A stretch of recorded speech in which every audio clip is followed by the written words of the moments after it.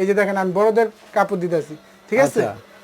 দেওয়ার পরে এই যে ঢাকনা আছে, ঢাকনা দিয়ে রাখতে পারবেন। আচ্ছা, আমরা তাহলে আপনি বালতি সিস্টেম আপনি ওয়াশিং মেশিন আর কি। দেখা যায় বাচ্চাদের ভালো ভালো কাপড় থাকে, ওটা আপনি বুয়ারা নষ্ট করে ফেলে কাপড় ধোয়ার সময়। তো এগুলো ওয়াশিং মেশিনে যদি ইউজ করেন কাপড় নষ্ট হবে না, কাপড় টেকসই হবে ভালো। বসার টুল দেখা যায় ভাঁজ করে রাখা যায়, ভাঁজ করে রাখা ভাই ওয়াশিং মেশিনের যদি এই সিস্টেম থাকতো রে ভাই। আরে ভাই আছে তো ভাই, এটাও সিস্টেম আছে নাকি? এই যে দেখেন, এই যে দেখেন এটা আপনি বড় না, হ্যাঁ এই যে দেখেন চাপ দিলে হয়ে যাবে। চাপ দিলে ভাই এইরকম ছিল আর এখন এইরকম হলো, এরকম হয়ে যাবে। এটা ফোল্ডিং। এটা আপনি বাচ্চাদের কাপড় রাখেন, বালিশ রাখেন, রাখার জন্য বেস্ট একটা জিনিস।